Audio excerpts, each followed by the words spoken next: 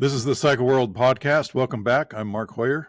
I'm the editor-in-chief. I'm with Kevin Cameron, our technical editor. The topic this week is kind of spacey. Well, it's not spacey.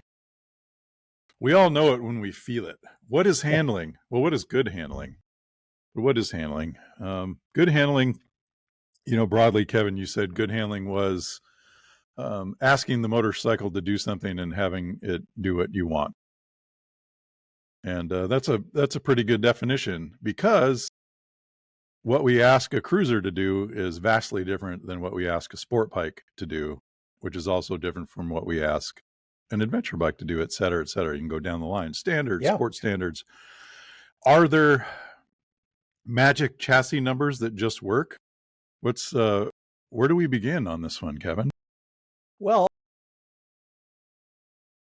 there are always good starting points. And that's why newcomers to a field, say you've decided to produce an adventure bike, you buy the existing machines and you draw conclusions from the way they're designed in order to inform yourself. And in that way, yes, there are good starting points for each field. You will find, for example, that a large tour bike may have the fork inclined at a 30-degree rake angle with a fair amount of trail, like 4.5 inches. If you step over to another part of the sales floor, you find what's left of the sport bike phenomenon. Maybe an unsold 600 is sitting there. And its steering head angle, its rake angle, is a lot steeper, more like 24 degrees. And its trail is somewhere between 4 inches, which is the usual, and in earlier times it might be as short as 3.7 inches. Well, and then we have outliers such as Eric Buell. Yes. With the Buell and I want to say XB9, XB12, those were in the range of 21 degrees of rake and 3.3 inches of trail. And they were not head-shaking death machines. Yeah. Well, one of the reasons why years ago all motorcycles had fairly substantial rake angles in large trails was that their chassis were not stiff enough to be stable with those numbers. Now, you look at a Bonneville bike or a drag bike, and you can see the front end is raked out so that when you turn the bars, you're mostly tilting the wheel this way and not steering it.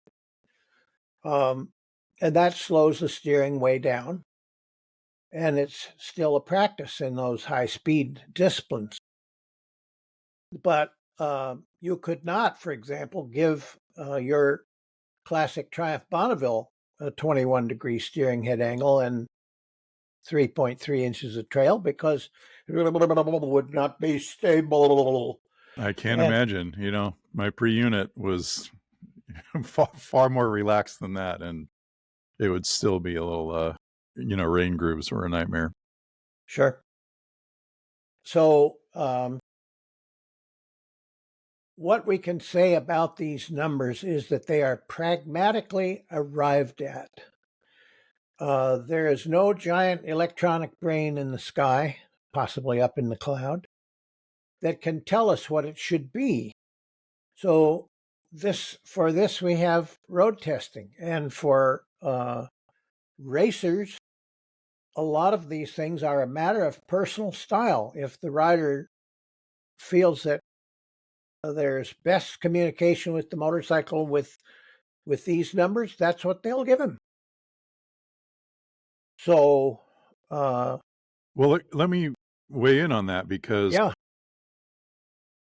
CBR 900RR is a good example of going for what Tadao Baba said was the bigger circle. He wanted a sport bike that had leader class power, agility of a 600, and had ease of riding, light steering. And so it had a very short trail in the early models. and then extending in 1998. That was the year they fixed the trail and they made a longer trail. It still had a 16-inch front wheel. The rolling diameter to the tire was very close to a 17, but the rim was smaller. And Honda was very good in those years about letting us ride the motorcycles back to back, year versus year, which a lot of manufacturers didn't. So we got to go out on previous year model short trail, new model longer trail, and they felt really similar up to a certain point,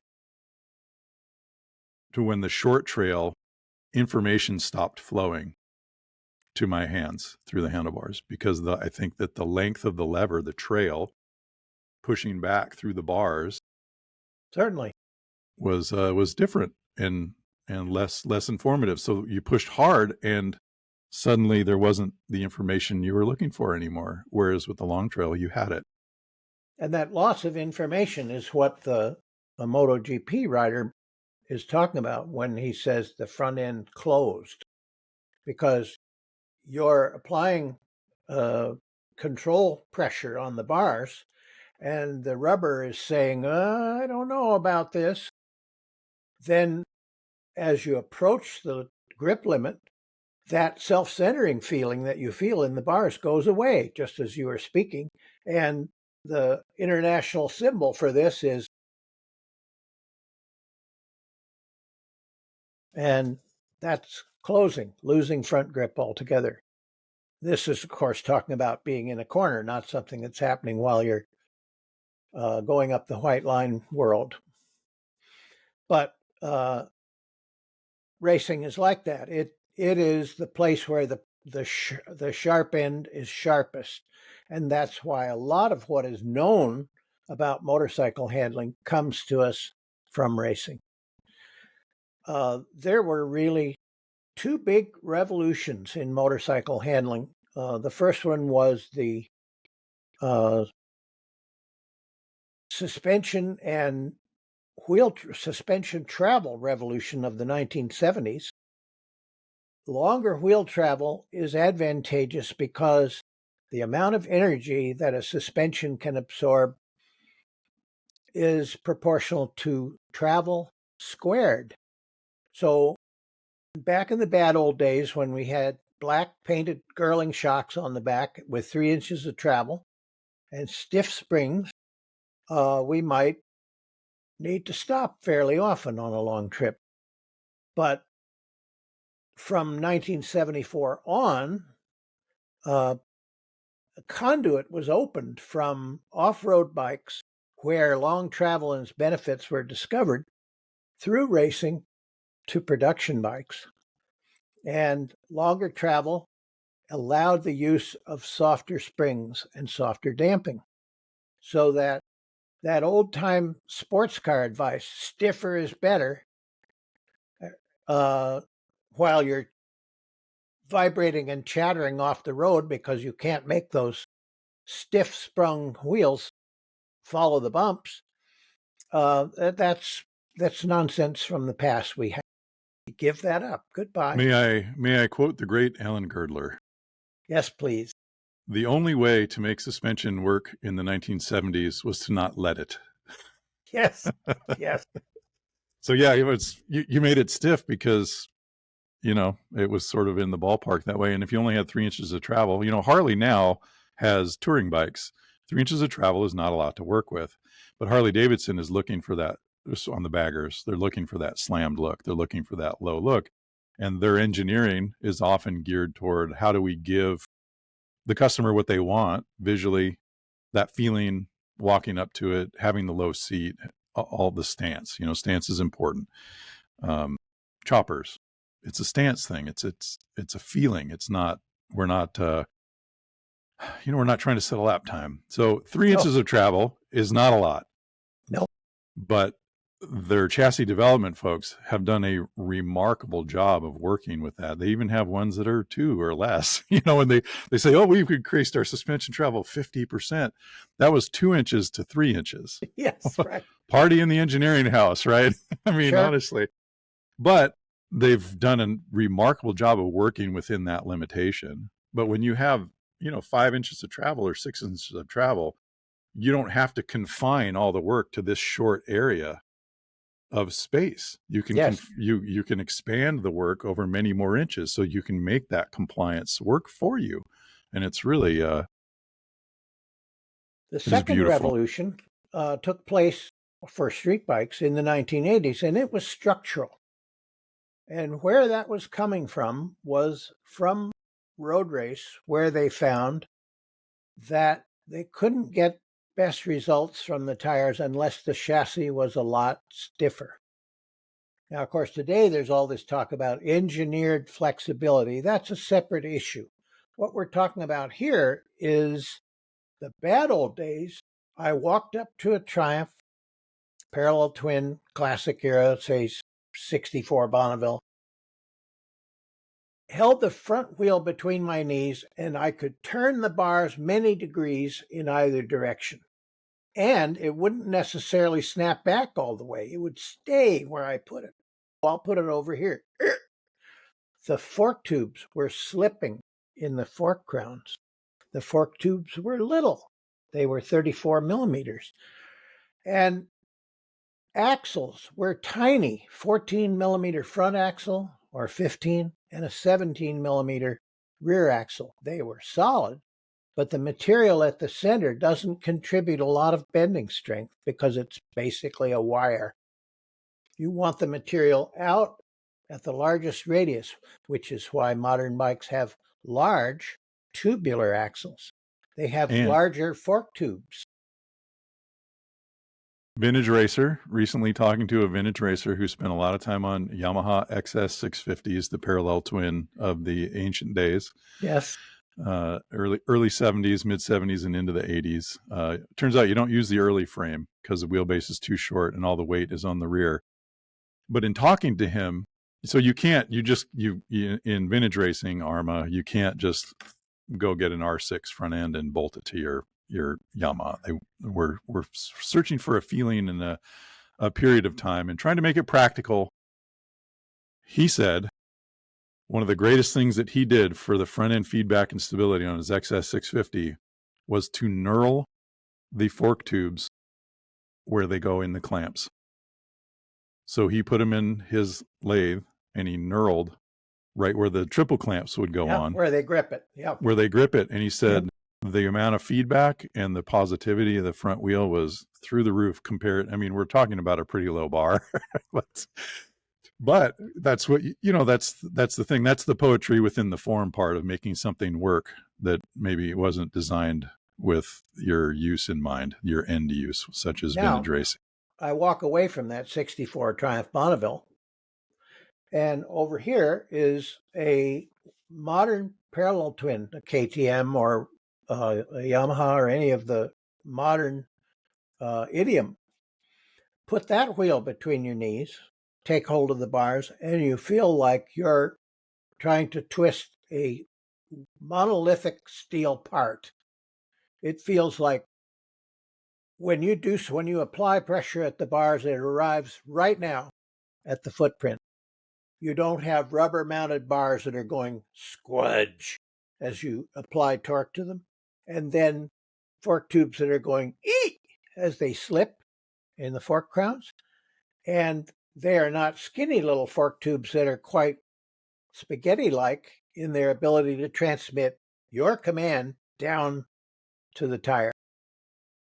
So that was a revolution, but you have to look carefully for it because the Bonneville had an axle, it had fork tubes. So does the KTM or Yamaha or Aprilia parallel twin of the present moment. Really big things happened in chassis during the 1980s. Production bikes. One of the first was Honda's Interceptor of 1983, which had a square tube steel frame. And it was a lot stiffer than what came before. It was also heavy, but so was the frame that it replaced. And Honda built those Interceptors as homologation specials. We'll just make a few to make it legal for us to run this in AMA Superbike. But for some reason, at that moment, people were ready for a more responsive motorcycle, and they just disappeared from showrooms. Gone. Where can I get one? I've got to have, well, there aren't any. And so the message was sent to the industry. Handling is something that people want.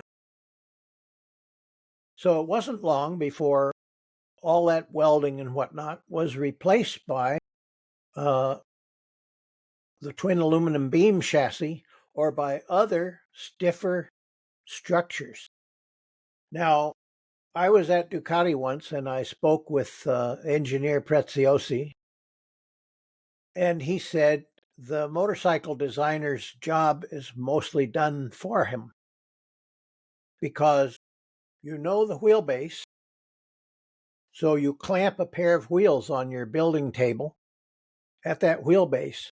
You know that there has to be a swing arm of somewhere in the range of 24 to 20 inches long. So you put that on, you know what its droop angle is going to be approximately. And Why do we know the droop angle? Because we all have a copy of the Olean's recommendations on how to set up the anti-squat in the rear so that when you gas it, your car doesn't behave like an old Buick and settle in the back and rise in the front, looking like a barge that's trying to plane. The angle of the swing arm and the angle of the chain pull are kind of at odds. Yes. And so the chain pull is not trying to extend the suspension. It's trying to extend the suspension, but only so much as to counteract what's happening with weight transfer. Like Yes. You don't want to overdo it. You don't want to have it, way down and have all the force and have no you want it right. Compliance. And right can be a matter of 1 or 2 millimeters in the height of the output sprocket. So the output sprocket, you know where that goes. You know where the bars go. You know where the fork angle will be, approximately. And if you have an engine, it's got to sit there with its sprocket in this place. Then, he said, once all those things are in place, you build a bracket to hold it all together, and that's called the frame. And it turns out that Tamburini built that trellis frame for Ducati. And the peculiar thing about that frame, I looked at the one on their replica racer, V4. You're looking at the front of the frame, and there is no diagonal preventing the steering head from flexing all those pieces of pipe laterally. Nothing. And that's why when I said to Colin Edwards at one point, this was right around 1990, said the Ducatis wallow like crazy in the corners. And he looked at me and he said, yeah, they wallow, but they dig in and they go around the corner. And what he was talking about was that flexibility in the front allowed the front tire to be disconnected from the mass of the engine so that when it hit a bump, it would simply flex upward and flex back downward. The Right. bump He's talking would about not, it at full lean, like when you're completely leaned over. Yeah, when you're at full lean, the fork is not prone to compressing when you hit a bump. Yeah, the fork is irrelevant. It's at the wrong angle to operate in this case. So what Tamburini's chassis did was it provided some lateral give to allow the front end to remain hooked up. And the antithesis of that front end flexibility, the old one was the RC30, which had this beautifully flowing structure around the steering head. It looked massively rigid. It was. And riders would find, just like Casey Stoner talking about the Ducati carbon fiber frame of 2009, there you are in the corner. You're on the computer records later show that your variables are exactly what they were for the last 3 laps, but you're on the ground. No warning. Suddenly, the motorcycle's horizontal. And what's going on there is that the front tire, which is rigidly connected to the rest of the motorcycle through that wonderful steering head, is skipping across the tops of the bumps. And when the front tire gets air in the middle of a corner, you jump sideways. It's called, the British used to call it stepping out. And that means that you have to go slower because you have that extremely stiff front end. The reason that the rest of the chassis, in other directions, such as longitudinal bending or torsion, is that torsion allows the wheels out of plane, which causes gyro precession forces that are quite upsetting. Norton Model 8, 1954. Garden gate frame, all the old stuff. That's the thing. Yeah. The relationship, stepping back in vintage biking, for me, being present and alive at the moment, I had a 1937 KSS Velocette. So it's an overhead cam 350 Velocette with a girder fork and a rigid, no suspension in the rear. I mean, that's not entirely true, a sprung saddle. But the frame, the axle, the rear axle, and the steering head were pretty firmly connected on that motorcycle. And it was beautiful to ride on a smooth road. Jump to my 1954 Velocette. Sorry, I know I'm talking Velocettes, but I got a lot of seat time. 54 Velocette swinging arm has a single vertical tube.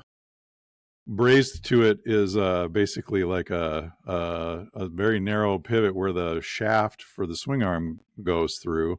And then the swing arm legs clamp with a single bolt each onto that crossways pipe. And then the shocks go up to the frame. And the shocks are, it's not a particularly robust loop. There's just a lot to move around. Now, a Velocette swing arm bike actually for the time handles pretty good, but compared to the rigid bike, the steering input, the stability, the compliance is better, but the bike wants to go in several directions at once. So than some of the, because the wheels are doing all this. And if you trail brake on the front only on that motorcycle, the rest of the chassis stacks up on the bike and it puts in all kinds of really weird information. So you actually use the rear brake to keep the wheels in better alignment. It slows you down a little bit faster because we're talking about watch band sized brake linings, the width of your watch. Excellent. Yes. But you have to use both brakes to keep the wheels in alignment. And what you're talking about with Ducati is that sideways compliance keeps the relative parallelity of it. Yeah, keeps the front wheel parallel to the rear wheel, but allows it to move laterally so that you're there in the corner. The bump is doing this, but it's not doing this. And at the back, the swing arm is not wagging from side to side when it hits bumps. Kel Carruthers spoke about Honda's RC161, which was a 250 that he was given when he was riding in Australia. And it had that frame that you described where there's a sort of a backbone and there's a tube welded into it, and that's the swing arm pivot. So it depends on the torsional stiffness of what they used to call the seat tube. And that won't do.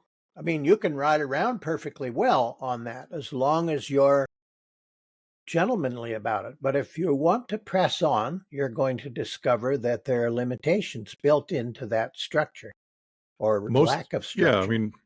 Yeah, one of the reasons we test bikes and we go to the drag strip and we just ride the daylights out of them is that almost everything's pretty good at 60%. If you're going at 0.6, almost everything's pretty darn nice. But it's when you start hammering it that you find those limitations. It's like with the CBR with the short trail, pretty great bike on the street, like back to back with the longer trail model. Not so different, but as soon as you hammer it, you're like, whoa. Big difference. And that's what's so great. That is the key with racing is we're rushing around. Why are we rushing around this track? Well, I don't know, because it seems like I gotta.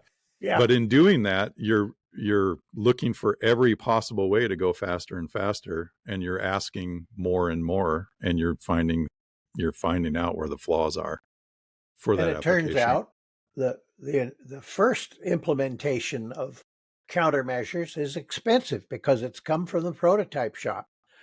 Um, the racing activity gets a bill for 100,000. What's this?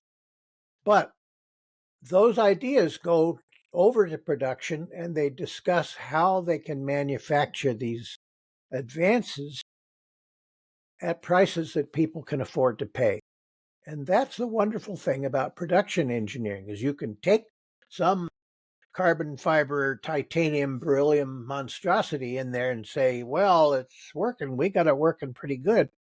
And they can make it out of aluminum and steel and still achieve an advantage, an improvement.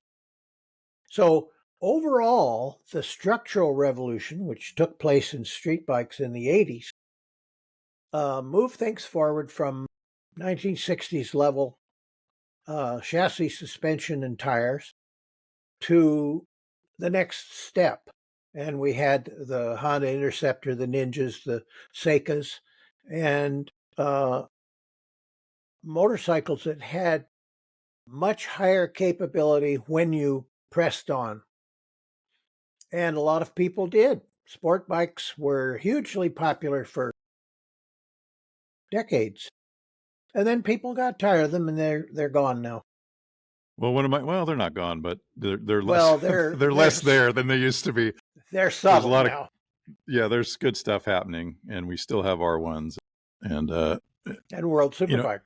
M1000s and Yep. Ducati V4s, and there's still some good action there. When you were describing all of this, the chassis revolution of the 80s, I've been spending quite a bit of time thinking about the BMW of Udo Giedel and Schuster and Todd Schuster. And chassis rigidity was so important that they put a strut from the steering head to the swing arm pivot, and they Both passed it sides. Yeah. on both sides, and they passed it through the carburetor bell mouth because it was that important to fit, because they needed intake length.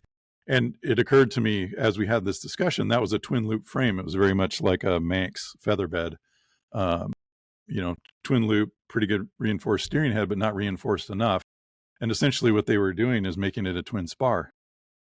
They were just running the spars down the side. And the bike, I'm going to race a bike at ARMA, which by the time this comes out, I will have raced, but it's a BMW built in the spirit of the Giedel bikes, and it's got that brace on it, and it's a beautiful handling bike. There is some flexibility in the overall package, but it's flexible in a way that's predictable and not terrifying. Yeah. There are also mass properties to be thought of. And one of the things that people have discovered is that the less mass there is on the steered part of the motorcycle, the front wheel brakes and fork and crowns, the less mass there is, the more resistant the front end is to the oscillation that we call wobble, which some people encounter if they're going 30 or 40 miles an hour and they think, oh, I didn't fasten my gloves. You take your hands off the bars and it starts to, oh, well, I'll just put my hands back here. That is made worse by such things, or maybe made worse by such things as a handlebar mounted windscreen, or trying to carry load up front on the rotating, the steered assembly like bicyclists do. Bicyclists don't get to a speed where it's a problem. Well, there was that Bates fairing in the 70s that had a frunk. It had a trunk in the front. Okay. And you could put stuff. This is crazy. We have ads in the old magazines of that, and I just thought, man, what a terrible place to put a load. The other thing about the mass on the fork that I think is important, and I know this from talking to the chassis development folks at Indian, they felt duty bound to produce the first Chiefs with the valance fenders. and imagine the amount of mass that you're adding to the front end when you must make it steel, because we will accept nothing less. Yes. You must make it steel, and it must be big and swoopy and balanced. And so you're adding all of this mass. I'm like, how did you guys get this thing to steer? Because it steered really nice. We concentrated the mass on the axis of rotation as much as possible.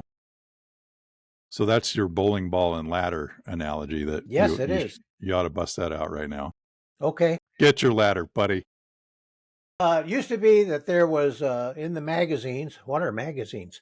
Honda's Red Page, which was a exposition on some technology of theirs. And I remember that there was one entitled Mass Centralization. Well, a motorcycle is fun to ride in a straight line, but there's other experiences to be had from rapid turning and maneuvering and what have you, as we all know. And a motorcycle, in order to be responsive, needs to have all of its mass concentrated close to the center of mass, because imagine trying to go around a corner carrying a 24-pound cannonball, which is 5.5 inches in diameter, about like that, versus a 10-foot ladder. The ladder is quite a thing. You exert force to get it swinging, then you have to exert another force to stop the swing. And the reason that it behaves differently from the bowling ball is that there's mass out there on a lever arm, and it's moving quite rapidly as you swing it to change direction. And so motorcycles, you don't stop wheelies on your Ducati by mounting the battery up on the inside the front fairing, even though it, in terms of an anti-wheelie device, it looks attractive. It also makes the motorcycle, it is contrary to mass centralization. So the rider, the fuel, and the engine, and all the electrics and all of the appurtenances are generally located close together in order to maximize the rapidity of response of the motorcycle when you want to rotate it, either this way or in yaw. So that's the basis of mass centralization's advantages. There's another effect, and I alluded to that by saying when we talked about the balanced traditional Indian fender and its mass. The same thing is true of the rear end of the motorcycle. A motorcycle is two casters, a short one at the front, whose trail is the trail that you have, and the long one at the rear, its arm is the wheelbase. And you'll notice that a lot of European tourists load with a tank bag. They don't pile stuff up on a rack in the back of the motorcycle. Well, in the early 60s, the Japan Society of Mechanical Engineers did a bunch of testing on motorcycle stability, and they found that moving the engine and the rider and other things forward made the motorcycle more stable. What you don't want in questions of stability is to have a large mass oscillating through a large distance. So if you put the 24-pound cannonball on the lower part of the rear fender, it's going to change your motorcycle quite a bit. Yeah, the top trunk, the classic top trunk. You put a big load in the top trunk on, many, many different kinds of motorcycles, and you'll get what a lot of times what they would call the D-cell shimmy. So you roll off and it starts to and wobble. I believe in the days of vacuum tube police radios, there was a similar effect. Great big thing on the luggage rack. So that's why if you look at any modern motorcycle, you'll see that the engine is really friendly with the front tire. And the reason is that you're concentrating the mass of the rear caster, that is most of the motorcycle, closer to the pivot rather than farther away from the pivot. Um, Back when Honda was winning all kinds of Grand Prix races in the 1960s with their high revving air cooled fives, sixes, fours, a 50cc twin, they put the engine in the middle of the wheelbase. And because it seemed to make some kind of intuitive sense, it worked fine until they got to the 500. And the 500 wheelied easily. And when Mike Halewood would accelerate with Agostini right with him, the bike would sometimes weave quite vigorously. That's the swinging from side to side of the rear caster.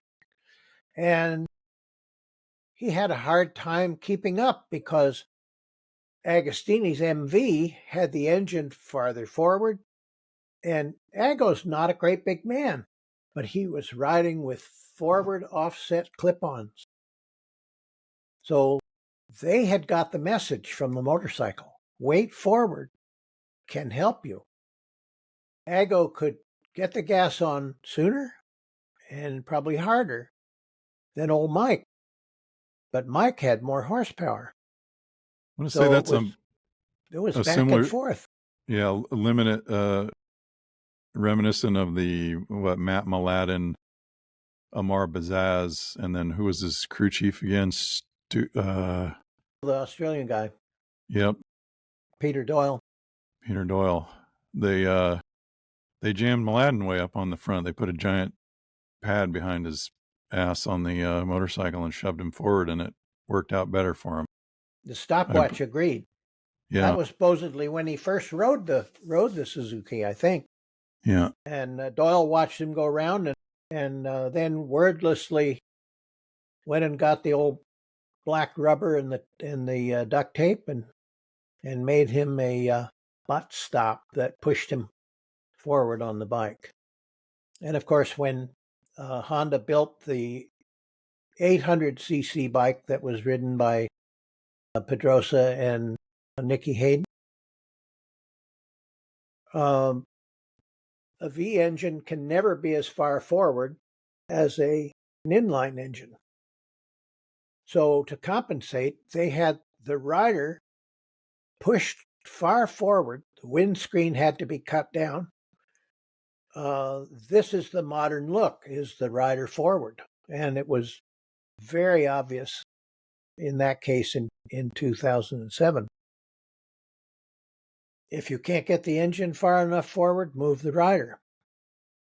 And these are pragmatic things. You can get the 2 bathroom scales and learn a lot that way. Mike Baldwin did.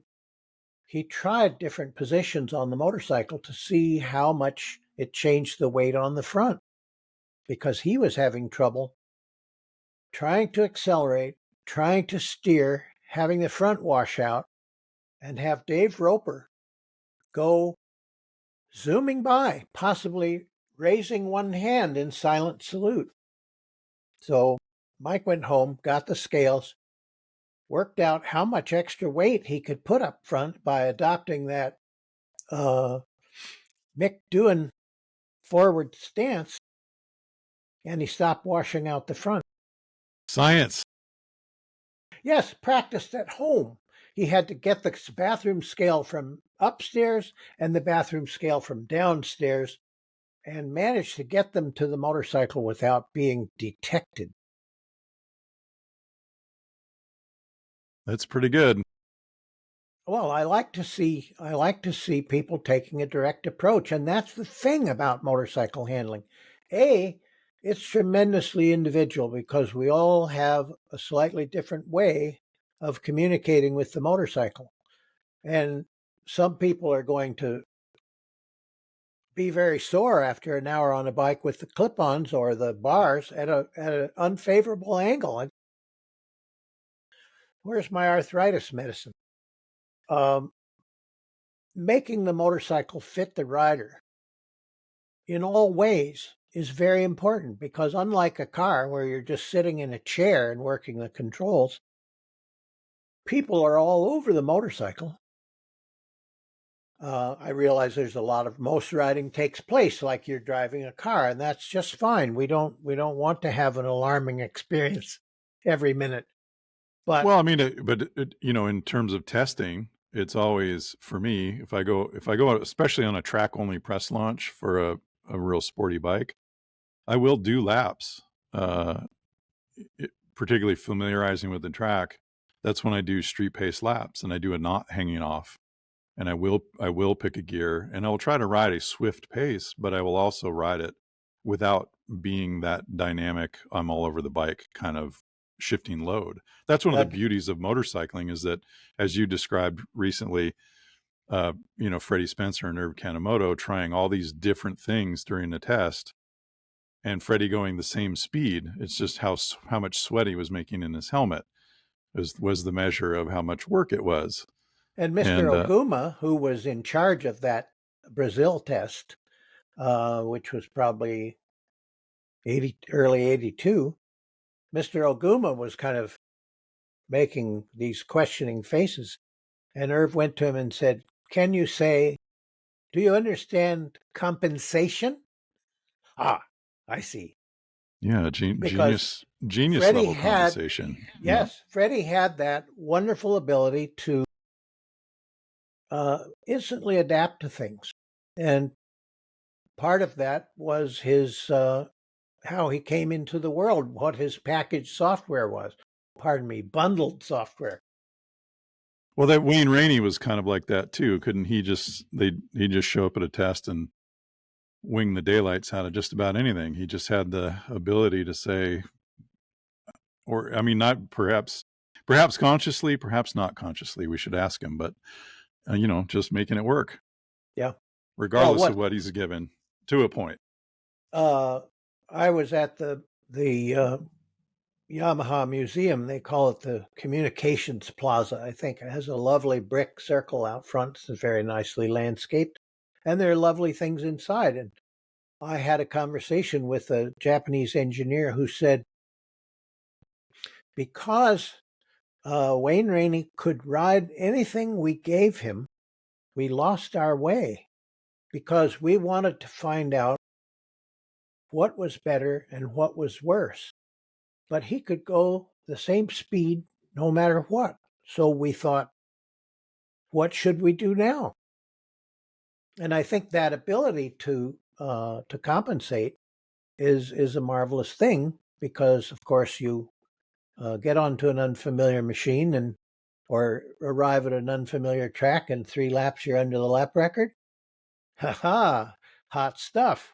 But as far as those are not the qualities you want for a development rider. You want the conversation. Yeah, and I think it's reminding me also, who else but Wayne Rainey won world championships in 500 on Dunlops? Hmm. There may have been somebody else, but it wasn't common, I don't think. So again, working with something that other people were not readily adapting to. So, Rake trail wheelbase, those are our basic numbers that we pay a lot of attention to. I find Rake and trail important to me when I'm testing motorcycles. Same with wheelbase. I want to say I've been very happy over a long period of time with things in the 24-degree range, about 4 inches of trail, and a 55 to 57 for something that's at least moderately sporty. That those numbers do work really well, but it And also, you see them a lot. yeah, and that is the kind of the happy envelope. You have people like Eric Buell doing everything possible to get so much weight on the front, to have the rigidity of the chassis, to be able to do a 21.6 or whatever that was on the XB9 with a 3.3 inch trail. And they work pretty darn good. They were agile, quick turning motorcycles, even with a big lump of motor inside of them, a Sportster motor. They did remarkable work. It is a heavy engine. The flywheel is heavy. The but it was concentrated, and they also were putting the exhaust system under the engine to keep it off the back. So there was something there. I think now to alternative motorcycles, alternative riding position. There was a Kneeler, the Norton Kneeler.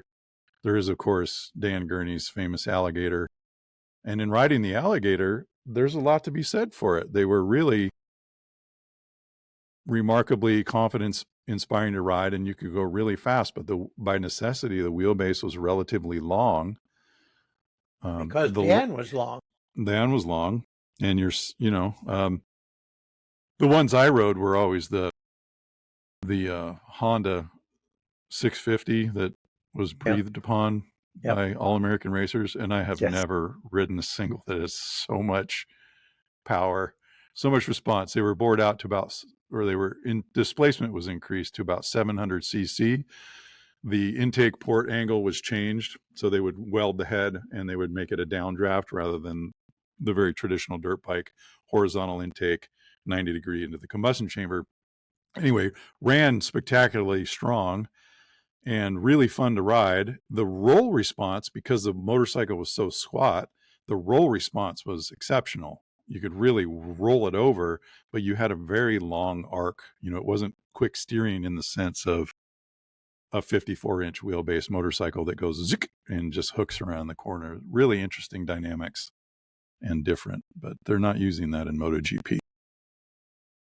I learned a great deal from Hurley Wilbert, who built motorcycles and he rode them in competition, and he actually thought about them.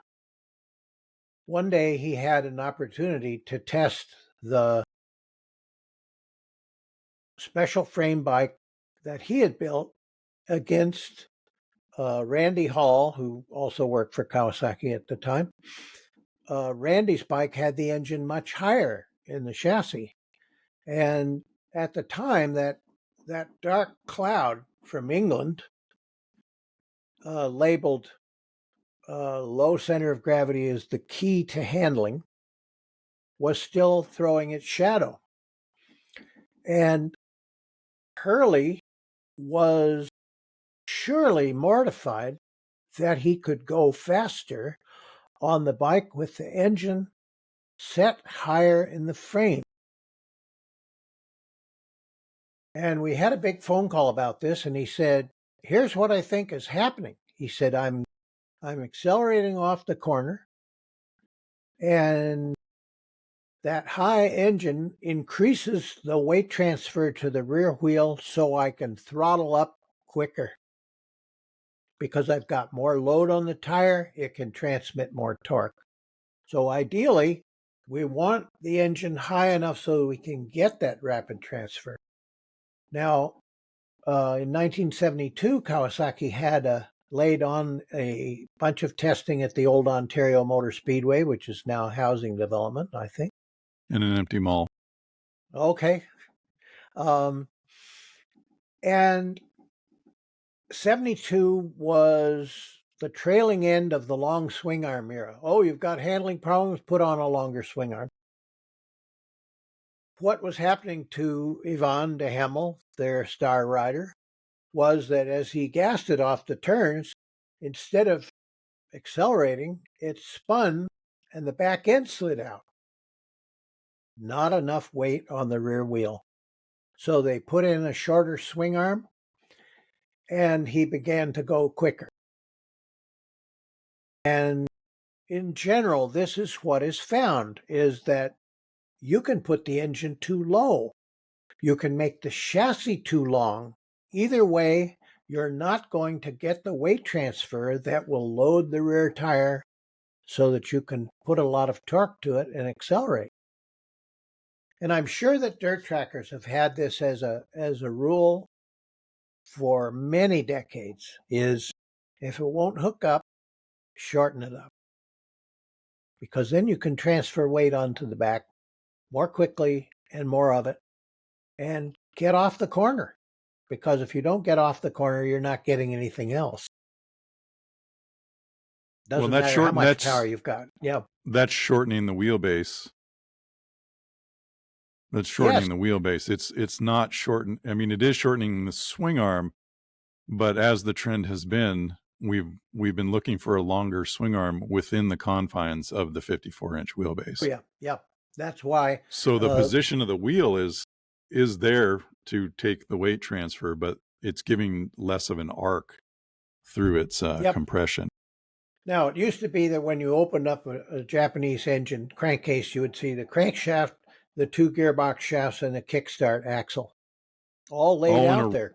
All in a row. Yes. Like a beautiful little tray, easy to work with. Just stick the parts in one after the other. Yes. And a lot of bikes had 19-inch swing arms because this way of laying out the parts was long. And the swing arm pivot has to be behind that. And turns out that Moto Guzzi, with their earliest horizontal singles, they looked at the thing and they said, this engine is really long because the cylinder's lying down flat. Why don't we take the two gearbox shafts and put them one on top of the other, shortening the engine by one shaft width? Well, by the width of the gears on it. So that is a vertically stacked gearbox. Yamaha applied it to their two-stroke 500 GP bike in 1984. And since that time, one company after another has adopted vertically stacked gearboxes to make engines more compact.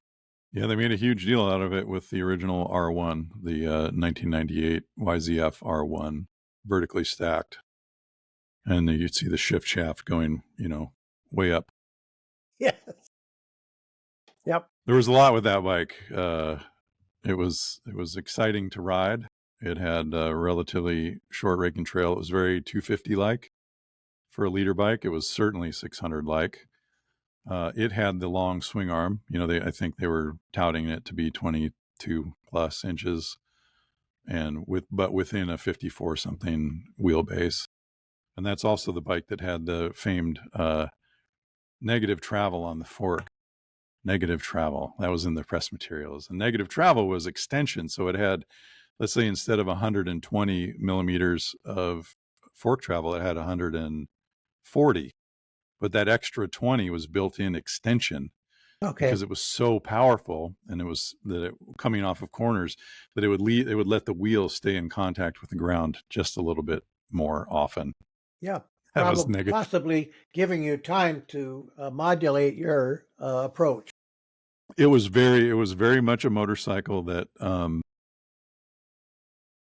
it really brought the low power wheelie into constant existence. No bike before it had ever really done what the R1 was doing at that time. We were testing it at Button Willow, and we were running counterclockwise, and you'd go by the pits and you do a right, and then you accelerate hard up this straightaway into these S's that then went into a left. And it was, you'd come out of that corner and you'd do steering input for the first S, and you'd realize that the wheel was, some, inch or 2 inches off the ground. It was, you had to start to plan ahead. Yeah. I remember that one of the match races in 76, Steve Baker was coming off corners with the front wheel up and the bars at whatever angle that, like motocrossers steer in the air by using the throttle for pitch and turning the bars for roll. And he was doing that then. And it was just because the TZ750 Yamaha was a power-laden monster of its time. Now everyone can have monsters that are even more powerful, should they so desire. So what do we know about frame geometry in MotoGP? Do we have any numbers? No, I just I sort of lost my connection there when it was they were giving them 23 plus or minus. And it's typical for a MotoGP bike of a certain era to have a steering head that's made like a big pot. And so you could move the whole steering axis forward or back. But now they want to bring the engine air in through a central intake that sometimes all that there is of the steering stem is a sort of a wing section in the middle of the air that's going to the intake airbox. So I don't know what they're doing there. I can't imagine that it's greatly different from what we're accustomed to. But I want to mention one of the things that's so important to light handling, and that is light wheels and brakes. Because if you imagine sitting on a motorcycle in empty space with the front wheel turning at 100 miles an hour and you take hold of the bars, it's going to resist your efforts to tilt it to rotate it out of its plane because of the gyro precession force. And the heavier the wheel, the greater the resistance. And the resistance increases as the square of the speed. So a motorcycle of the style and vintage of a CB900F has very heavy wheels. They're large, they're heavy. When they went racing with those things, they put a 16-inch front on them. And if you compare that with the weight of a modern sport bike front wheel, it's like so different. And then you've got a brake disc on either side that weighs 5 pounds on a production bike.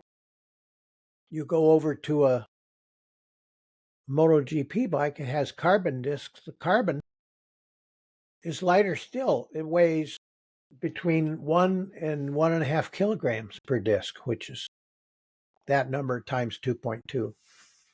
Yeah, So, magnesium wheels or carbon fiber wheels have been the single greatest change I've ever felt between two versions of the same bike. I rode a GSX-R 750 that was heavily carbonized, so to speak, and it was Brillo it was remarkable. It was incredibly light overall. It was something in the order of 350 pounds, maybe. Very light motorcycle, had carbon fiber wheels, and man, what a remarkable thing that was to ride. It was just so responsive and so easy to turn, and of course, when you're decelerating light wheels, you're decelerating them linearly, and also as a flywheel, the rotational deceleration. And so, if you have a heavy 18-inch wheel, your braking distance, everything gets worse. It's one of the frustrating things that I've found with, Harley and basically cruiser manufacturers, but particularly the large volume guy Harley, is that weight hadn't really been a discussion for them, 15 years ago, and it is now. They're having the discussion about weight. You're using lighter wheels like the CVOs that were launched in 23. Lighter wheels. They've put the inverted fork on the touring bikes, and they've stiffened that front end up. And so you get a similar geometry, but the steering response feels quicker because of what you were discussing earlier about the flex between the ends of the handlebar and the axle, and ultimately the contact patch. So you're telegraphing the message you want to turn, and it's being lost in a bit of flex. Whereas with a stiff fork, it isn't lost, and it feels like quicker steering. It's not delayed. It happens now. Yeah. It feels like quicker steering. We found that with dirt bike testing. What you were talking about the force required to change direction at high speed. There's multiple stories in the lore of Freddie Spencer bending handlebars on his Honda Superbike back in the day, because he was trying to, he's bending his 1/8 or 7/8 Superbike bend handlebar. I believe you mentioned Ben Spies had bent clip-ons on something he was racing. I don't remember what, but at Motegi, it was what was it? Ducati. Anyway, Ben's a burly guy. Like Ben was a bigger guy. That was one of his disadvantages in MotoGP, because he's racing against a bunch of jockeys. Motorcycle-sized men. Yep. Well, we can't all get into the ball turret on a B-17. Yep, there's certain jobs I won't get. Jockey is one of them. Yeah. Well, what Steve Johnson, the drag racer. He hasn't had a decent meal in 25 years because he's a man of normal height, and there's just, if he stands sideways, he disappears because he's doing that to be as light as the women in the class. That's one of the Yeah. great attractions. Is not only can they do the job, I mean they can see the tree coming and they know when to do it, but they aren't carrying a lot of extra mass to make the engine say to itself, "This is a lot of work. I'm not up to it." Yeah, well, I believe Ben had a very vigorous DMAS program going on. He was trying to lose, upper body mass to Yep. I lighten up recommend the Marine on the bike. Corps. My middle son went to the gym and made himself into a paragon of gym product. And in the Marine Corps, he lost a lot of muscle mass because what they wanted was the classic, the guy who can run a mile, swim a river, and climb a tree. And that's a light, wiry person. So handling, we want to reemphasize that it is personal. Handling is not a platonic ideal that is floating somewhere beyond our ken. It is up to the person to get the response that he or she needs. It's not a matter of style. It's a matter of how it works for you. So I've talked to people who said to me, I like to ride a really heavy motorcycle because it makes me feel safe. Well, you can't argue with that. That's a feeling. Emotions we do not apologize for. That individual Absolutely won't. true. Yeah. Absolutely true. However, However, emotions will not get you a lap time. no, they sure won't. And so that's the No. thing. It is very personal. It's like, I like the response of this fork. I like the way this heavy bike steers, or I like the way this cruiser feels. Harley Davidson has or had a spec for inside bar pressure while turning their motorcycle. So he wouldn't tell me what it was. I was talking to one of the chassis development guys, and because we've always praised neutral handling in the magazine, and neutral handling means I'm going into a corner and I'm trail braking. The bike doesn't want to stand up. If I release the brake while I'm turning in trail braking, I'm braking down to the apex. So I'm combining turning and stopping, and I release the brake. The bike does not fall into the corner either. Neutrality is the bike goes around the corner, mostly regardless of how you're doing chassis or brake inputs. That's neutrality.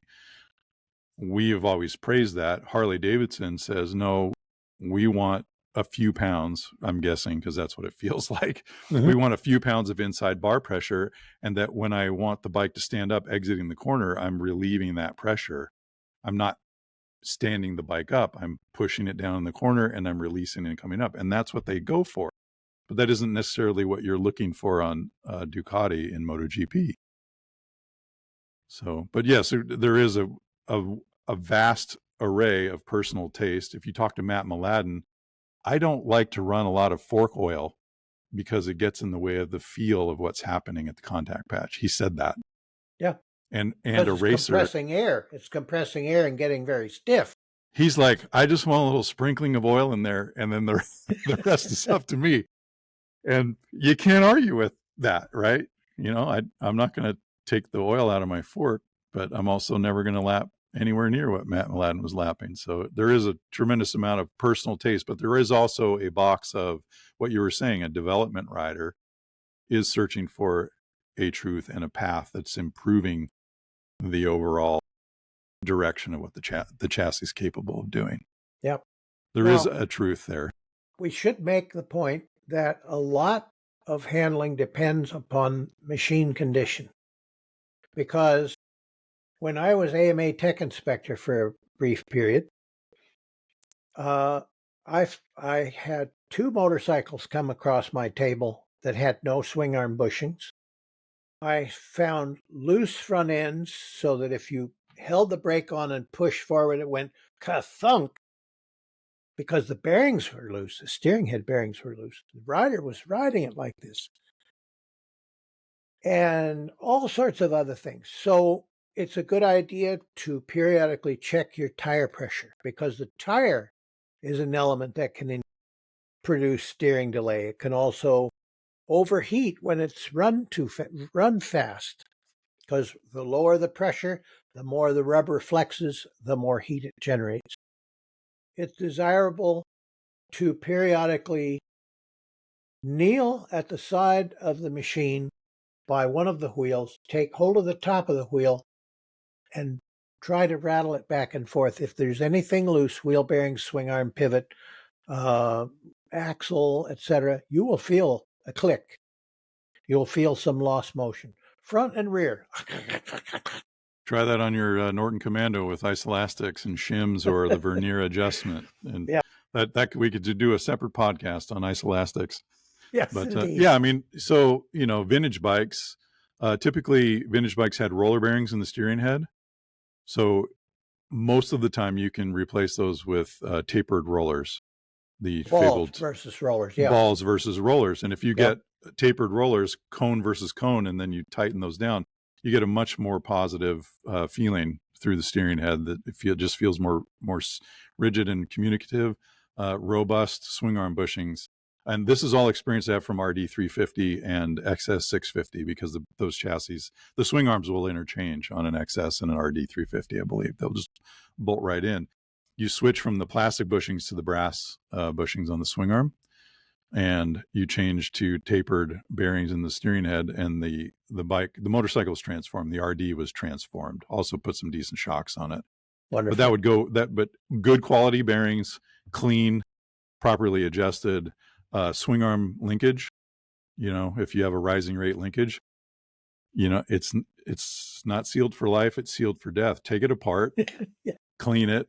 On my dirt bike, that's a regular service is lubricating all that stuff so that you have that beautiful compliance available to you. Yes. And there's no sticking friction to get in the way. If you're willing to do the work, you can learn a lot by moving your suspension through its full arc without a spring. Yes. There was a team in one of the junior classes in Europe that was having trouble with their bike. They took it here, they took it there, no one could help them. Finally, they took it to George Vukmanovich, aka Little George, and he took the rear spring off and moved the thing through the whole cycle, and there was a tight place. Let's fix that and test again. And the bike was cured because the spring is so powerful, you can't cycle that or bouncing on it. You're not going to get full stroke.